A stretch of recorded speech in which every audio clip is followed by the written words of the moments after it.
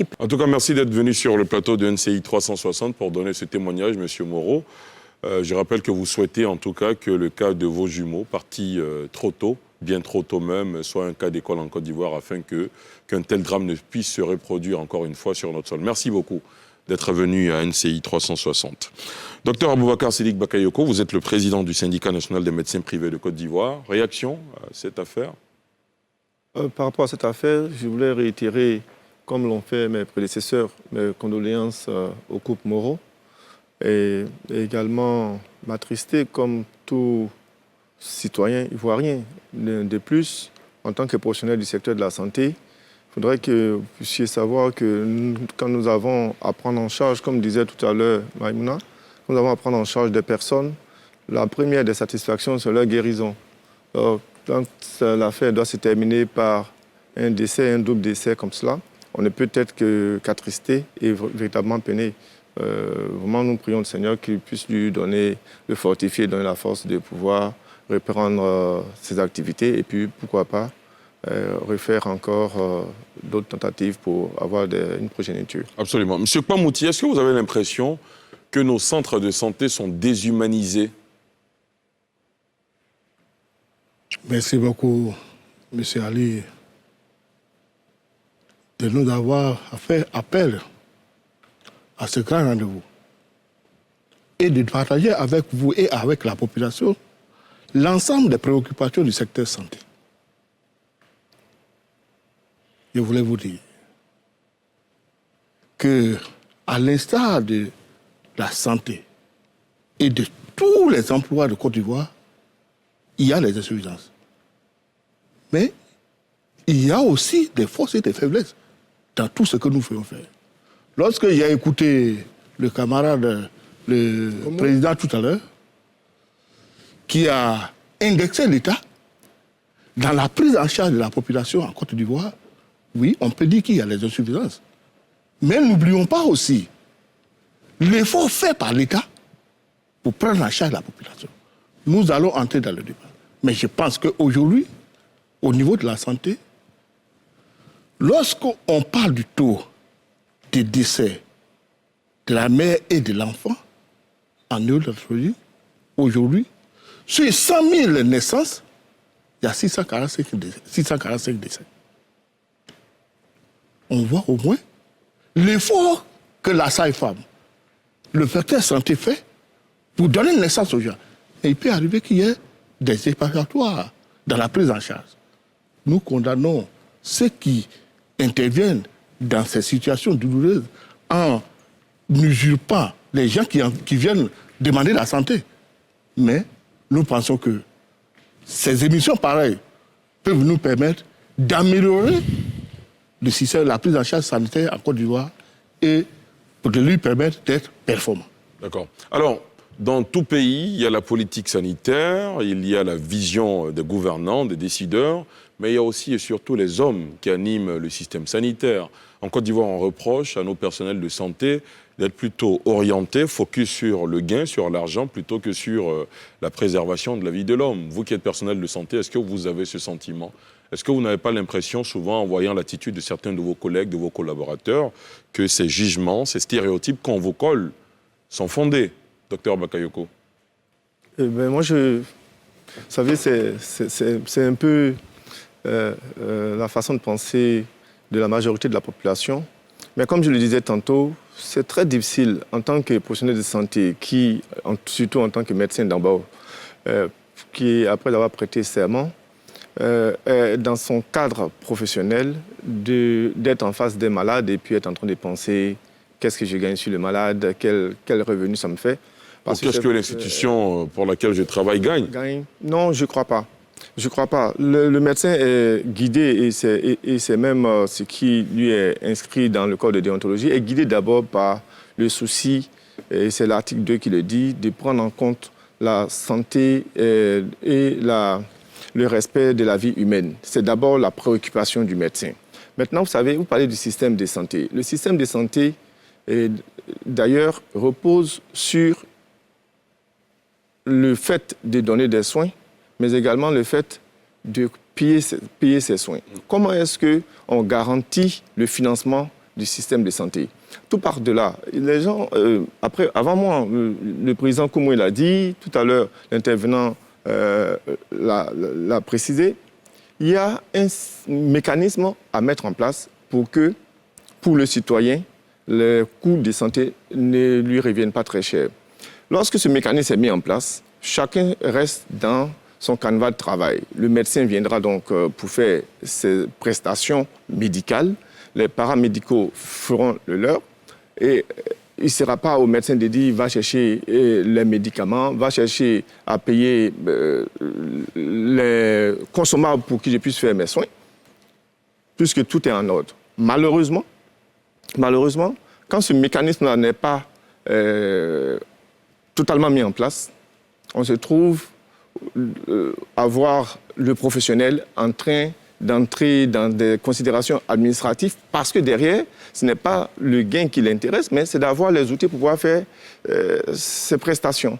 Mais sinon, l'assertion qui veut qu'on dise que le médecin est plus focus sur les finances ou sur la part du gain, vraiment, je ne la partage pas. Pour ce qui est même du public et du privé, je ne la partage pas en général. Le médecin n'est pas formé pour ça. Maintenant, si je me mets dans la peau du médecin privé que je représente ici, qui est également, à travers sa casquette de chef d'entreprise, oui, quand il est chef d'entreprise, il a un besoin d'équilibre financier. Il a un besoin d'équilibre financier, donc effectivement, les coûts de santé vont porter sur cette obligation. Il y a de gros investissements et par derrière, il y aura des coûts. Il faut couvrir les charges. Il faut couvrir les charges, il faut faire du bénéfice.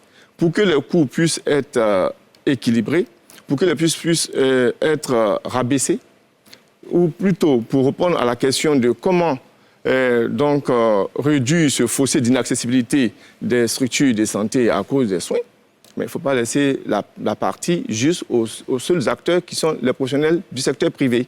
Il faut l'État, il faut la population, il faut qu'on regarde quels sont les différents acteurs autour desquels il faut agir pour rabaisser et diminuer ce fossé d'inaccessibilité du secteur privé.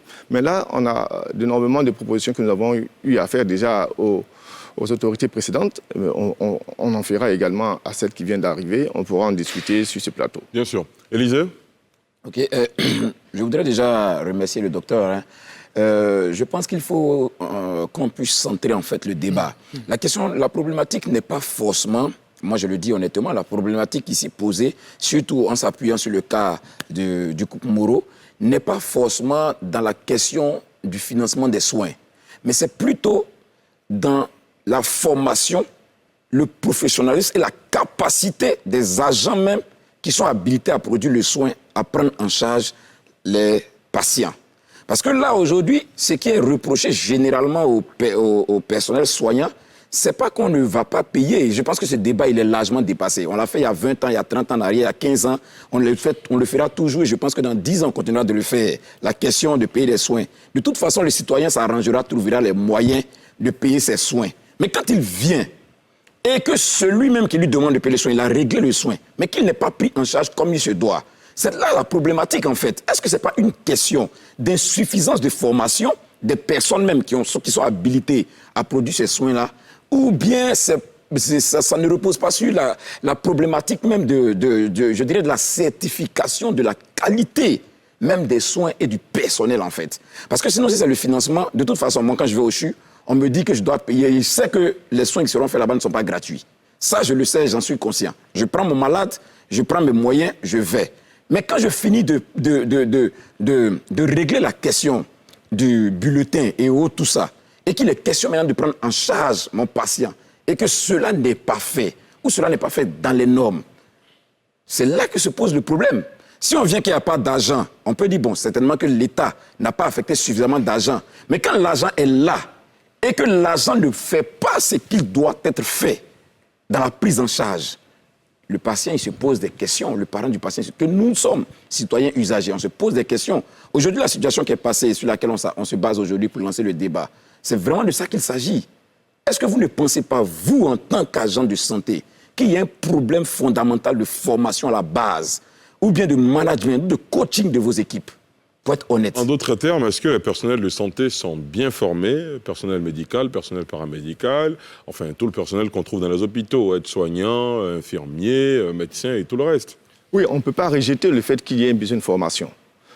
Les personnels sont formés, ont des compétences pour agir. Qu'on ait des renforcements de capacité, qu'on ait des formations continues, il n'y a pas de problème.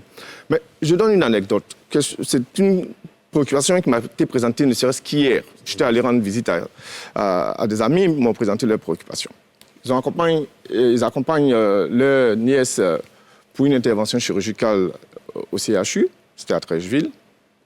Alors, elle va pour l'intervention, le kit opératoire payé, l'équipe chirurgicale est prête, il manque des éléments dont la pharmacie du CHU ne dispose pas au CHU. On leur donne une ordonnance. Nous sommes dans un cas d'urgence. Mais cette ordonnance, on doit la satisfaire où? Dans une officine privée, en ville. Donc, vous allez aller chercher les produits qu'il faut en ville. Et lorsque vous, parents de malades, vous percevez, vous regardez l'équipe chirurgicale qui est assise et qui attend que ce produit vienne, parce que sans ce produit, je ne peux pas l'opérer, qu'est-ce que vous avez comme impression? Votre impression, c'est qu'on n'est pas en train de prendre en charge votre malade. Or, on ne peut prendre en charge votre malade que si tout le kit est disponible pour pouvoir le prendre en charge. Alors, cela m'amène à vous poser une question avant que vous ne continuiez. Oui. Est-ce qu'il est normal dans un pays... Mais justement, c'est ce que je disais. Que dans une pharmacie, il y a des éléments qui manquent. C'est ce que je disais. J'ai dit qu'il y a des mécanismes qu'il faut que tous ces mécanismes soient mis en place. C'est de cela que je parlais quand je disais qu'il faut que, par exemple, pour les administratifs, le système paiement et autres soit clair. Pour la pharmacie, tout ce qui doit rentrer dans les kits soit disponible. Et également, le médecin, lorsqu'on lui demande d'entrer pour faire son intervention, il doit avoir son équipe. Elle parlait tout à l'heure d'insuffisance de personnel. Mais ça, c'est une réalité. On a une insuffisance de personnel. Les personnels sont sous-effectifs? Oui, bien sûr. Oui, bien sûr. Donc, lorsqu'on n'a pas réglé tous ces problèmes, même si vous avez un super médecin formé, un super infirmier, dans ce cas de figure que je viens de vous donner, il fait quoi?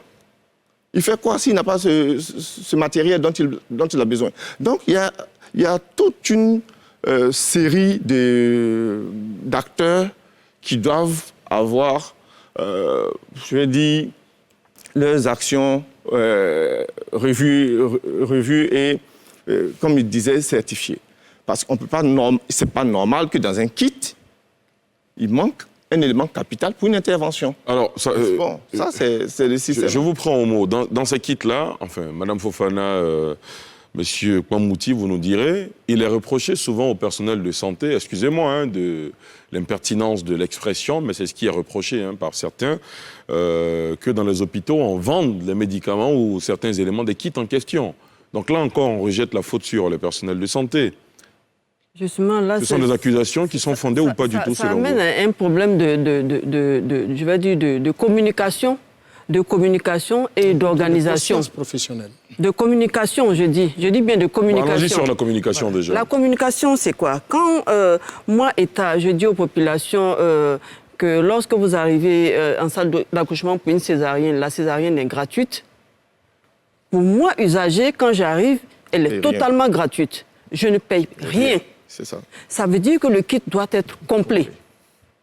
Alors, quand moi j'arrive et qu'on me donne un bon pour aller prendre ce kit gratuit à la pharmacie, que le kit m'est servi, que j'arrive au bloc et que le personnel du bloc se rend compte qu'il y a des éléments qui manquent, mais il faut bien qu'on ait ces éléments-là pour prendre en charge. On ne va pas dire aux patients, il faut que l'État vienne compléter avant qu'on opère. Quand la femme arrive, là, c'est une urgence. Il faut la prendre en charge. Mais comme vous parlez de communication, quand on constate qu'il y a des éléments qui manquent, il faut remonter l'information. Quand justement, bien sûr que l'information est remontée. L'information est remontée à travers la hiérarchie, c'est des écrits. Le personnel de la salle d'accouchement va d'abord informer la surveillante de la salle d'accouchement, qui à son tour va transmettre l'information au sous-directeur des soins infirmiers obstétricaux, qui va remonter l'information au directeur de l'hôpital, c'est dans le cas d'un CHU. Mais lorsque ces informations-là remonte. Vous savez un peu comment fonctionnent nos hôpitaux. C'est une administration qui est très lourde, à l'image de toute l'administration même du pays. Tous ces versements qui sont faits, toutes ces finances-là qui doivent être reversées, sont reversées dans un compte. commun. Et c'est par la suite que les décaissements vont être faits. Mais tant qu'on fonctionnera de cette manière, les lourdeurs administratives ne permettront pas au système d'être efficace. Et donc, je disais que par rapport à la communication, quand on s'adresse aux usagers pour leur dire que c'est gratuit, on doit leur dire qu'il y a la gratuité dans la limite du stock disponible. Oui. Parce qu'en même temps que vous disposez à la pharmacie d'un stock gratuit, vous disposez aussi à côté des mêmes médicaments qui sont en stock payant. Lorsque le stock gratuit est épuisé et que vous demandez à quelqu'un de payer, il dit « Ah non, monsieur, vous avez volé les médicaments et vous les mettez à côté, vous nous demandez de les racheter. » C'est ça la réalité. Mais est-ce que cette communication institutionnelle est faite? Elle n'est pas faite. Mais quand vous, agent de santé qui êtes censé prendre en charge, vous devez vous mettre à discuter de ces questions-là avec le personnel, évidemment, ça pose problème. Donc, il y a une question d'organisation. Qui doit encaisser? À quel moment on encaisse? Et qui doit faire le travail de prise en charge? Il faut que les parkings soient séparés clairement. Bien sûr. À côté de la communication, M. Komoué pointe du doigt le manque de conscience professionnelle chez certains. Est-ce que vous êtes d'accord avec ça? Vous savez, comme dans tous les corps, il y a des brebis galeuses. Comme dans tous les corps. On ne dira pas que dans le secteur santé, tout le monde il est joli, tout le monde il est gentil. Non. Et quand les brebis galeuses deviennent plus nombreuses? Non, je ne dirais pas que les brebis galeuses sont plus nombreuses, mais vous savez, nous sommes dans un secteur sensible. Nous sommes dans un secteur sensible. Quand on touche au domaine de la santé, c'est très sensible.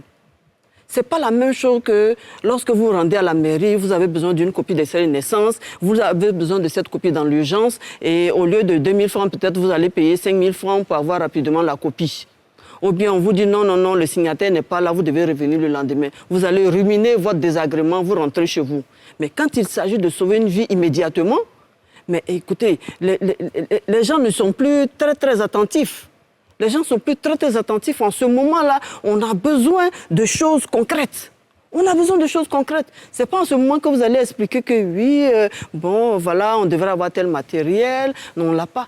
Mais je dis que si on prenait un tout petit temps pour sensibiliser, parler aux gens, si on pouvait avoir ce temps. Parler à qui? Au personnel ou aux patients? Non, quand vous avez un usager en face, si vous pouviez avoir ce temps, je dis bien si vous pouviez avoir, parce que dans le cas des urgences dont je parlais tantôt, si vous êtes en train de vous occuper d'un malade, ce n'est pas évident d'avoir ce temps-là pour venir parler, expliquer aux personnes. Ça fait plaisir quand on vous explique, ça fait plaisir.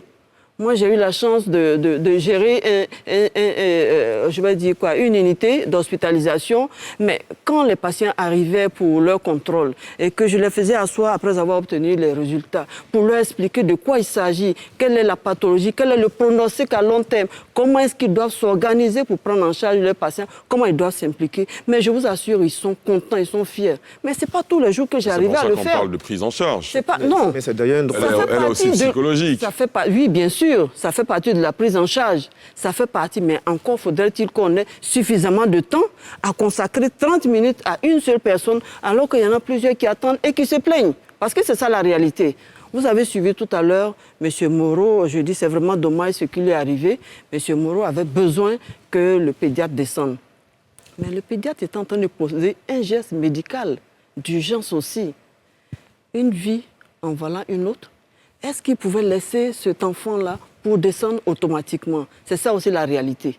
Si vous avez un seul médecin qui doit faire ce travail, alors qu'on pourrait en recruter plein d'autres, de sorte qu'on soit aussi performant qu'en Europe, moi je dis qu'il y a un problème. Alors moi je vous vois venir, l'idée c'est de dire que l'État doit encore recruter des médecins, ce serait une bonne chose. Entendu. Mais l'État aussi pourrait vous mettre sur la table la question de la masse salariale qui est déjà très importante. Alors on reviendra à vous tout à l'heure. Parlant de la masse salariale, allez-y.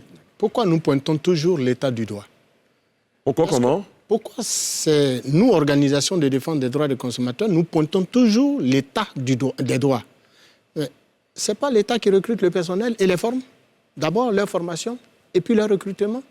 Ce n'est pas l'État qui construit les infrastructures. Qui a le devoir de faire le bonheur des usagers en matière de santé? Qui offre les soins aux populations? C'est bien l'État. Donc, dire à l'État qu'il y a des dysfonctionnements, c'est jouer notre rôle. Et les dysfonctionnements sont réels. Vous prenez le CHU de Cocody, puisqu'on veut qu'on parle. C'est 10 milliards le budget. Le personnel avale 70% du... Le personnel, la masse salariale, avale 70% de ces 10 milliards.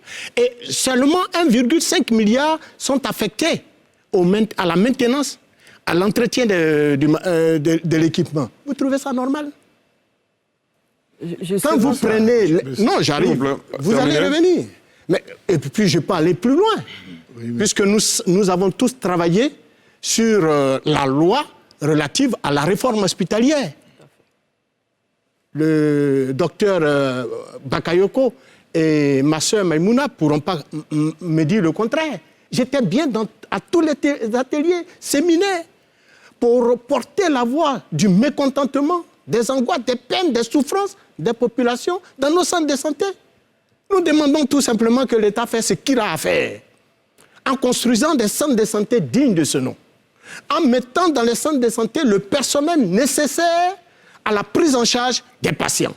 Nous demandons tout simplement que nos plateaux techniques, tous nos décideurs, là, quand ils sont malades, ils prennent l'avion, ils s'en vont en France. Vous trouvez ça normal? Vous trouvez ça normal qu'eux, ils ne fréquentent pas les hôpitaux qu'ils construisent pour la population? Alors quand nous levons la voix, ce n'est pas parce que nous n'aimons pas, nous le disons sous tous les régimes qui se succèdent.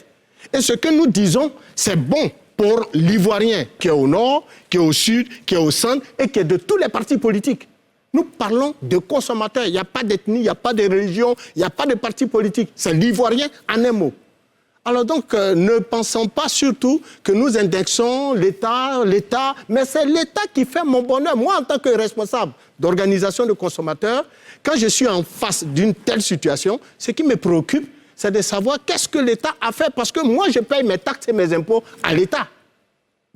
Je ne perçois, aucun Ivoirien ne peut dire qu'il fait en sorte que les organisations de consommateurs perçoivent des centimes de leur pouvoir d'achat. Aucun Ivoirien ne paye un centime à aucune organisation de consommateurs. Mais l'État n'a de cesse d'exacerber nos pouvoirs d'achat avec des taxes et des impôts. Mais ces taxes et impôts devraient nous revenir en termes d'amélioration de nos conditions de vie. Donc la formation du personnel soignant, la conscientisation du personnel soignant, la responsabilisation du personnel soignant, les sanctions qui devraient en découler, mais devraient être à l'apanage de l'État et de personne d'autre. Alors justement, est-ce que dans le système il y a suffisamment de sanctions? Parce qu'en Europe ou dans les grandes démocraties, ce qui détermine justement de bonne conscience professionnelle, c'est la dissuasion à travers des sanctions. On a l'impression qu'ici, on peut faire une faute médicale qui conduit à la mort de quelqu'un, et puis bon, demain on est pardonné, il ne faut plus reprendre, et puis on reprend. Est-ce que justement, M. Pan? Merci beaucoup. J'écoute les intervenants avec passion. Parce que la santé, là, comme Mouna l'a dit, c'est quelque chose qui nous concerne tous et c'est quelque chose qu'on doit prendre au sérieux. C'est la raison pour laquelle NCI en parle ce soir. En interne, celui qui habite une maison et celui qui n'habite pas la maison, celui qui est dehors, il ne peut pas connaître aussi suffisamment la maison que celui qui habite dedans. Bien sûr. Lorsque on parle de la qualification professionnelle des agents de santé, nous tous, nous sommes ici aussi. De tous les examens, de tous les concours internationaux auxquels la Côte d'Ivoire a participé, la Côte d'Ivoire a été toujours première. Au niveau national et au niveau international. Donc on a l'intelligentsia qu'il faut. L'émission que nous venons de regarder n'a pas mis en cause la formation professionnelle des agents de santé. L'émission que nous avons vue... Vous voulez parler du reportage? Le reportage nous a dit qu'il y a eu une négligence. Mais négligence ne veut pas dire ne pas être professionnel. Donc ici, là, il y a suffisamment de personnes qualifiées pour prendre en charge la santé des Ivoiriens.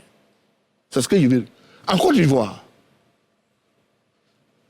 le personnel médical, autour de 6 000. Le personnel sage-femme, autour de 7 000. Le personnel infirmier, autour de 12 000. Lorsque nous comparons les ratios aux normes internationales, la Côte d'Ivoire a les ressources humaines pour répondre aux aspirations. Mais on peut nous demander pourquoi les gens... C'est quoi le problème, justement? Le problème, c'est l'inégale répartition des ressources. Sinon, ce n'est pas que la Côte d'Ivoire ne détient pas le nombre insuffisant de personnel pour être au service de la population. Tenez-vous bien, un médecin pour 10 000 habitants. D'accord, très bien. Ça, c'est suffisant. En Côte d'Ivoire, aujourd'hui, ce n'est pas un médecin pour 10 000 habitants, c'est un médecin pour 7 000 habitants. Bon, mais c'est déjà beaucoup. D'accord, d'accord, C'est très déjà bien. beaucoup. Alors, Si on commence à la norme. D'accord. Donc, on ne peut pas dire que l'État n'a pas fait. L'État a fait, mais il y a des insuffisances. D'accord. Si nous devons opter, il faut qu'on note de voir comment nous allons pallier aux insuffisances. Lorsqu'il parle des bâtiments, il y a des bâtiments. Il y a des bâtiments. Il y a des hôpitaux. Mais il y a une limite parce que la prise en charge des établissements sanitaires, en principe, il faut un établissement sanitaire pour 10 000, environ 10 000 habitants. Nous sommes à une légère baisse. Ce qui pose problème dans la prise en charge, j'ai dit tout à l'heure, la disproportion entre le personnel de santé ici, dans les zones, et puis le matériel insuffisant dans les structures sanitaires. Mais oui, si tout le budget est mangé par la masse salariale, il n'y a pas de budget d'investissement. Il n'y a pas d'investissement.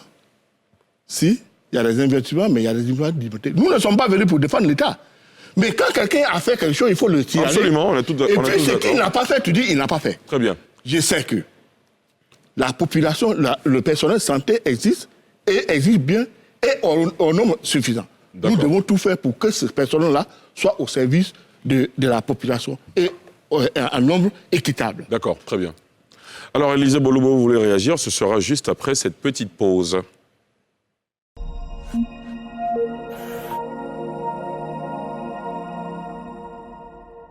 Sur le plateau de NCI 360, ce soir, vous l'aurez compris, on parle de la santé de nos hôpitaux. Les hôpitaux ivoiriens sont-ils de grands malades? Pour en parler, je reçois des experts, des professionnels de santé aguerris et également un président d'une organisation de la société civile et un journaliste. Élisée Bolobo, tout à l'heure, vous voulez réagir à l'intervention de M. Kman? Pas forcément à l'intervention de M. Kman, mais concernant l'ensemble du débat que nous sommes en train de mener actuellement. C'est sur ça que je voudrais réagir. Déjà, je voudrais préciser une chose. On n'a pas pour vocation ici vraiment de nous jouer les concepts moralistes de qui que ce soit, parce qu'on estime qu'on n'a même pas la compétence pour. Mais moi, dans ma position de journaliste, je pense que je suis la voix du peuple et qu'il est important que je pose ces préoccupations. Donc, cette base, c'est ce qui sous-entend en fait mes questions.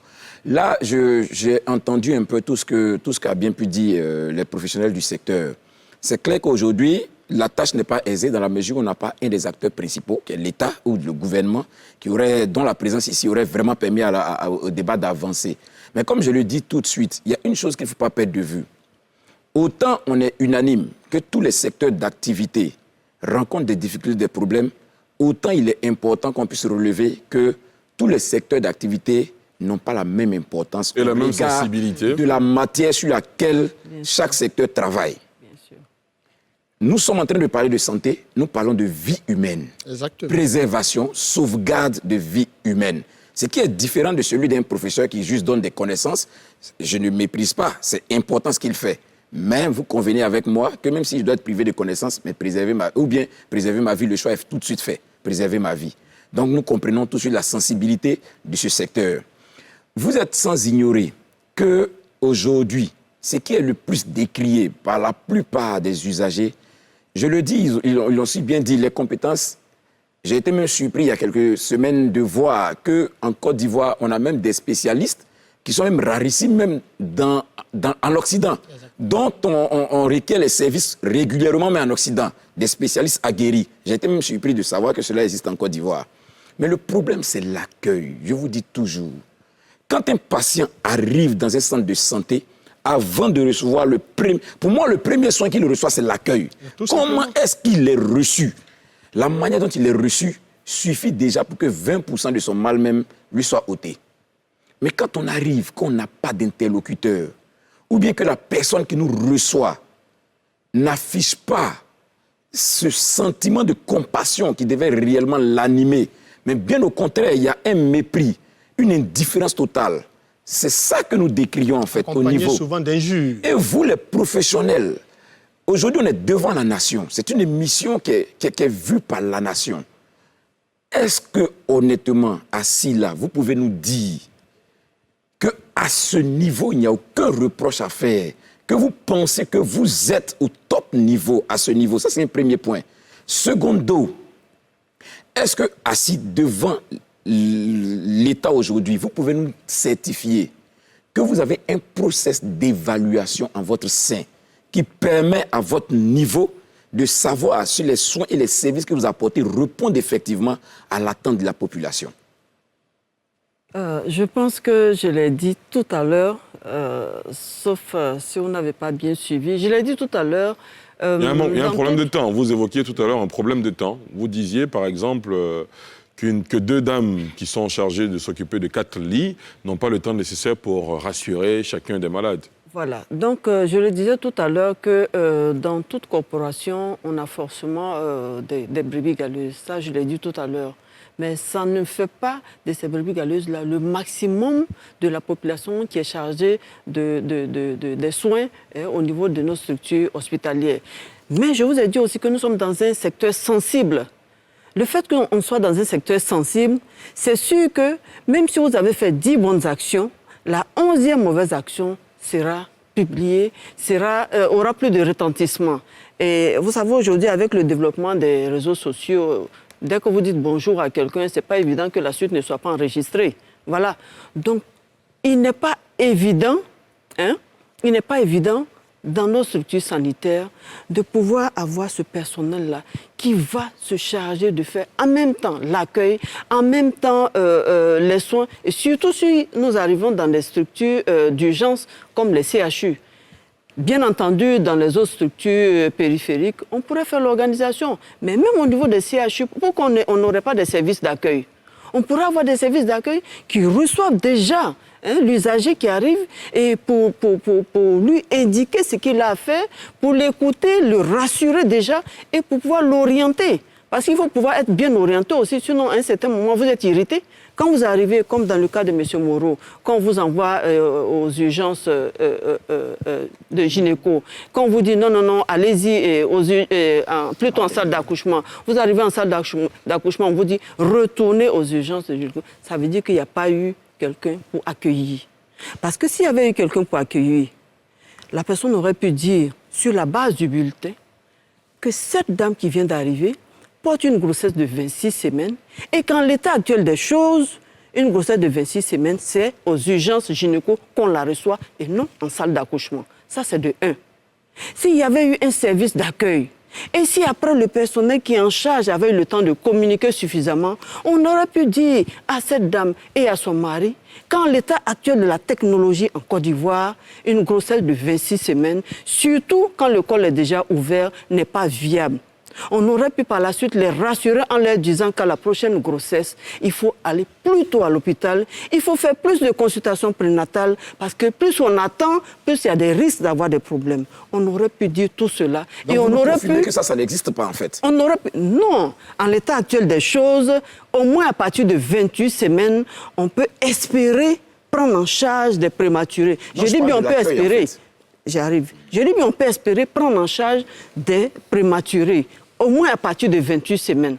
En l'état actuel de la technologie, en Côte d'Ivoire, 26 semaines, c'est un avortement tardif. Évidemment, M. Moreau, dans la situation où il est, où il attendait un héritier, et il a dit lui-même, c'est plutôt 2 héritiers qui arrivaient, c'est normal, il ne peut pas comprendre. Il ne peut pas comprendre. Même un personnel de santé qui est dans cette situation, il lui sera difficile de comprendre qu'on lui dise que ces enfants-là, on ne peut pas les sauver. Il a dit. Il a communiqué avec un ami médecin qui lui a dit non, on ne peut rien faire. Parce que justement, si la grossesse avait été très bien suivie, on aurait pu dans le premier trimestre faire un cerclage. Faire un cerclage pour éviter, pour limiter le risque. Pour limiter le risque, pour pouvoir maintenir la grossesse. Mais dès que le processus est enclenché, vous ne pouvez pas arrêter. Et en plus, comme on n'a pas la technologie suffisamment sophistiquée pour prendre en charge, quand un enfant sort à 26 semaines, c'est vrai, il sort, il respire, il est bien formé, comme il l'a dit, c'est normal. À 6 mois, l'enfant est déjà constitué. Mais on a une immaturité pulmonaire, on a tout un système qui ne peut pas permettre à cet enfant-là de vivre. Même si on faisait un acharnement thérapeutique et que ces enfants-là devraient vivre, on pourrait les retrouver à la page blanche. Donc des enfants avec des déficits de toutes sortes. C'est de cela qu'il s'agit. C'est pour ça que je dis la communication est importante. Donc, en dépit de la charge de travail, moi, je voudrais sur ce plateau-là encourager l'ensemble du personnel soignant, comme vous l'avez dit tout à l'heure, l'encourager à faire un effort de quelques secondes même, de quelques secondes pour parler à la population, pour parler aux gens. Parce que quand on vous a expliqué ça comme ça, vous savez qu'on ne peut rien faire. Vous êtes mieux préparé. Mais quand vous n'êtes pas préparé et qu'on vient vous dire on n'a rien pu faire, on a fait sortir les enfants comme si c'était de la poubelle qu'on avait mis dehors, non, c'est choquant. C'est choquant. Est-ce que ce message, est-ce que ce plaidoyer, vous le partagez avec les sages-femmes et maïeuticiens de Côte d'Ivoire? Bien entendu. Parce qu'aux sages-femmes aussi, il est reproché d'être parfois malpolies, négligentes, de mal parler aux patientes qui viennent accoucher. Vous avez ces retours-là? Mais bien sûr, on fait notre mea culpa tous les jours. C'est tous les jours que je vous ai dit que nous sommes chargés de la défense de l'intérêt des professionnels de ces secteurs. Ça veut dire que c'est tous les jours qu'on est confronté. D'ailleurs, vous avez dit tout à l'heure, est-ce qu'il y a suffisamment de répression? Allez-y visiter un peu la MACA. Vous verrez un peu le personnel qui y séjourne. Ça veut dire que les fautes qui sont commises sont punies. Bien entendu, nous avons en charge de défendre ces professionnels. Mais nous faisons partie aussi des usagers de cette population. Lorsque nous nous rendons dans les hôpitaux, c'est les mêmes hôpitaux, avec les mêmes plateaux techniques. Nous avons donc intérêt à ce que ce personnel-là qui exerce avec plus de professionnalisme, exerce avec plus de conscience, exerce avec plus d'empathie vis-à-vis des populations. Et c'est ce que nous faisons. L'encadrement au quotidien, chaque occasion de rencontre est pour nous une occasion de formation.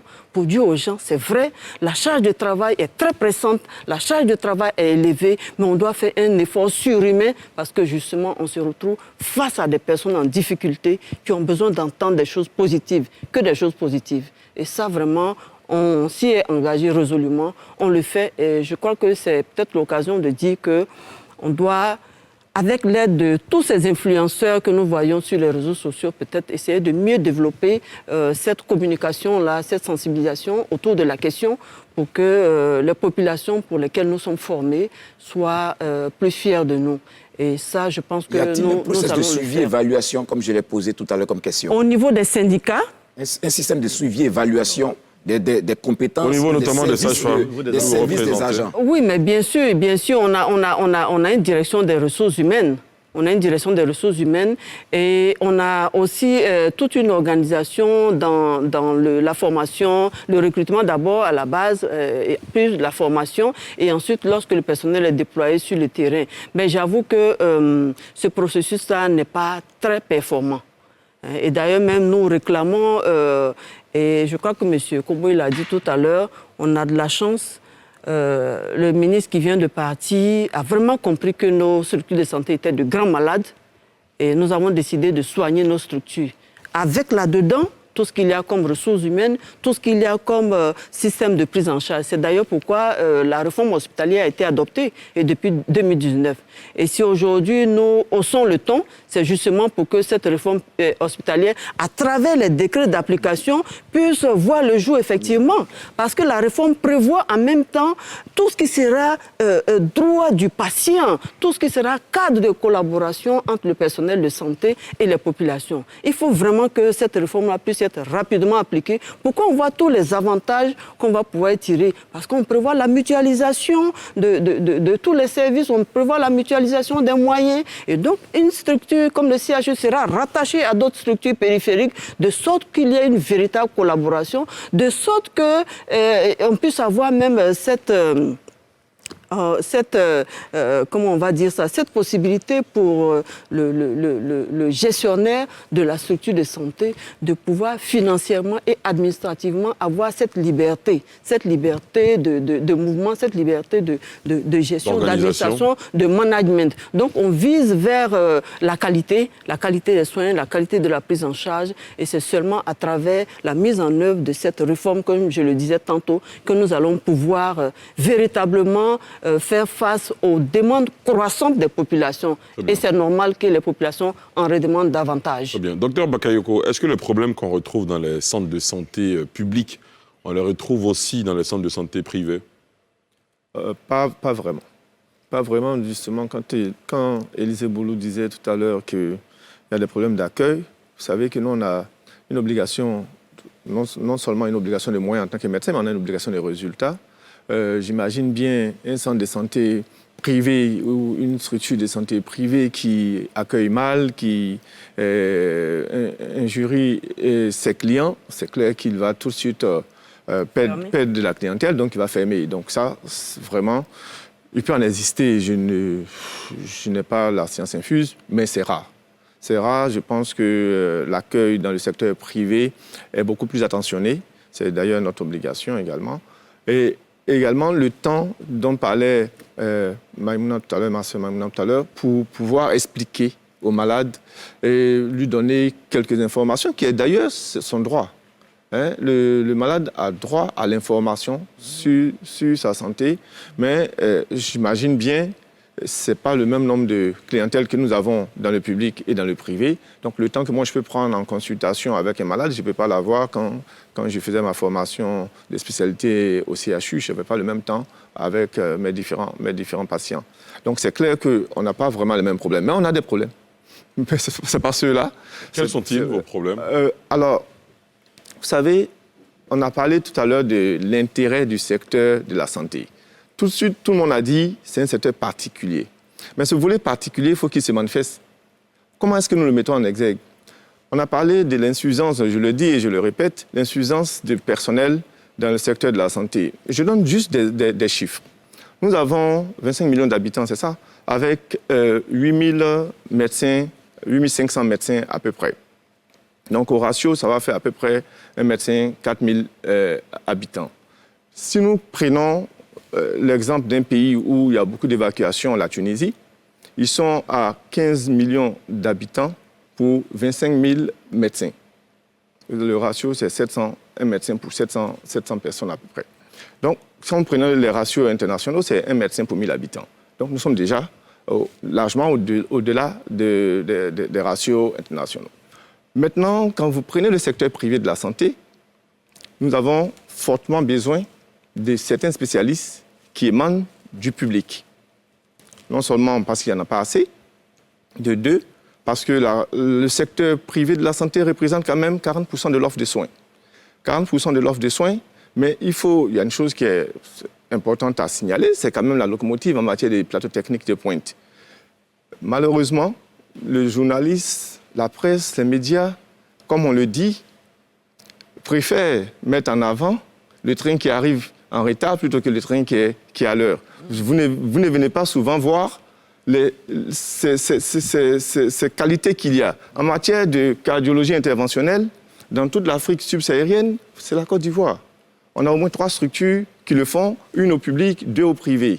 En matière de questions hyper bas pour la prise en charge de certaines spécialités rares, il n'y a qu'en Côte d'Ivoire, une seule structure qui le fait, et c'est dans le privé. Quand nous prenons l'imagerie par résonance magnétique, vous avez près d'une douzaine de structures qui le font, dont 3 au public, une seule qui marche d'ailleurs, et les 9 autres, c'est dans le privé. Plus d'une vingtaine de scanners dans le privé, 3 au public qui ne marchent pas.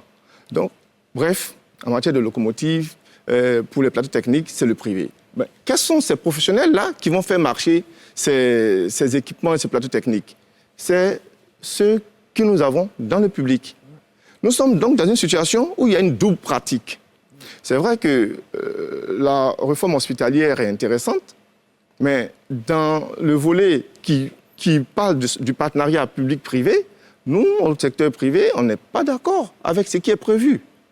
Parce que les dispositions de la réforme hospitalière pour le partenariat avec le privé ne sont pas des dispositions qui sont viables. Et nous l'avons indiqué au plus haut niveau ici, à la primature, à notre ministre des tutelles.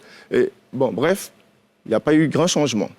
Nous sommes sur les décrets d'application qui sont en cours, les arrêtés qui sont en cours. On nous a promis pouvoir modifier les choses à travers ces arrêtés et ces décrets. Mais jusqu'à preuve du contraire, le syndicat n'a pas encore été invité à rejoindre l'équipe qui est en train de prendre ces décrets et ces arrêtés. Quand on prenait au niveau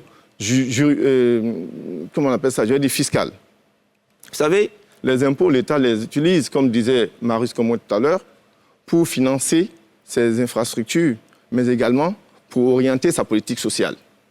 Comment l'État, qui hier a permis à ces établissements scolaires, qui étaient des établissements privés, qui étaient des établissements qui étaient mal vus de la population, en tout cas pour les gens de ma génération, quand on vous affectait ou bien quand vous devriez aller dans une école privée, on ne vous regardait pas très bien. Aujourd'hui, ces établissements privés ont de la valeur parce qu'on a permis une collaboration, on a permis d'affecter des enseignants dans ces établissements privés, on a permis également d'affecter des élèves dans ces établissements privés. On a même allé plus loin.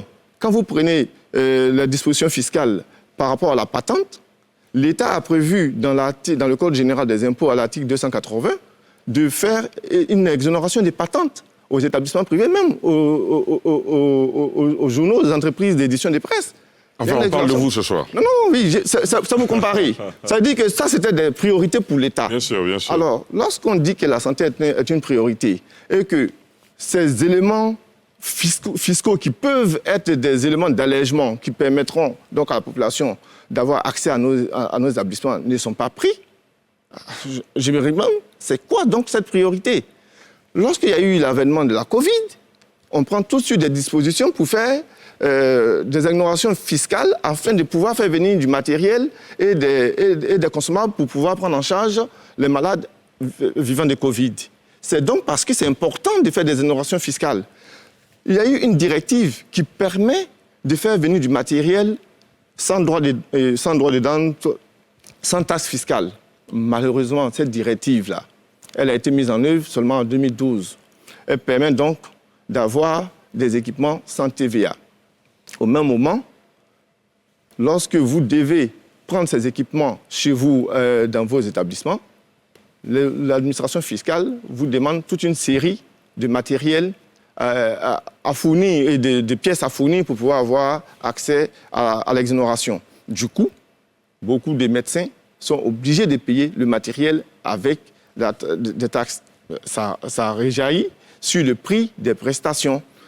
En même temps que vous n'avez pas la possibilité de collecter la TVA, puisqu'on a fait de sorte que les soins médicaux ne soient pas, comment on appelle cela, Prise en compte. Non, n'est pas de TVA annexée. Ça veut dire que quand vous venez à ma consultation, c'est exonéré des TVA. Quand vous êtes hospitalisé, l'hébergement, le transport et tout cela, on a exonéré des TVA. Mais tous ces équipements-là, le lit médical dans lequel vous êtes, quand moi je le paye avec la TVA et que je n'ai pas de moyen de récupérer ma TVA, qu'est-ce que je fais? Il y a un besoin d'équilibre. Il y a un besoin d'équilibre.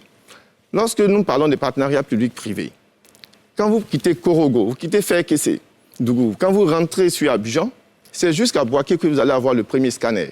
Ouais. Donc, s'il y a un besoin de faire un scanner au nord, il faut descendre jusqu'à Boaké. Et l'on trouve ça normal? Pourquoi ne pas, dans le cadre d'une convention de collaboration avec le secteur privé, avec les organisations privées de santé, mettre une convention cadre où quelqu'un irait s'installer à Korogo, mettre sa structure avec son scanner là-bas, et puis dans le cadre de cette convention, la population peut avoir accès à des coûts qui sont accessibles à tout le monde. Mais on dit, quand on donne ce genre d'idées, on dit non, nos structures de santé ont des plateaux techniques minimum pour pouvoir être un CHU, il faut qu'il y ait le scanner. Donc si nous mettons un CHU à Boaké, c'était le cas lorsqu'il y avait le premier scanner, c'était un scanner privé. Lorsque nous mettons un CHU à Boaké, il faut qu'on mette le scanner à Boaké. Il y avait déjà un scanner à Boaké. Dans le secteur privé, nous avons proposé à l'État, au lieu de mettre le scanner à Boaké, aller le mettre au nord. Signons une convention pour que celui déjà du privé puisse servir la population de Boaké Et puis, ceux du Nord auront également un scanner. Peu importe là où vous allez choisir, mais allez le mettre au Nord. Maintenant, on a venu mettre un scanner à Bouaké, pendant qu'il y a un autre scanner privé à Bouaké. Donc, les deux se font la concurrence et la population du Nord descend sur Korogo et sur Bouaké. Donc, voilà, il y a un certain nombre de choses. On a l'impression que c'est un langage de sourds. Non, oui, c'est vrai. On a l'impression que ce partenariat public-privé, qui serait gagnant-gagnant, c'est ce qui a fait que le secteur de l'éducation a pu se développer. On ne va pas réinventer la roue. On peut le faire dans le secteur de la santé. Donc l'État doit s'appuyer sur vous, les privés.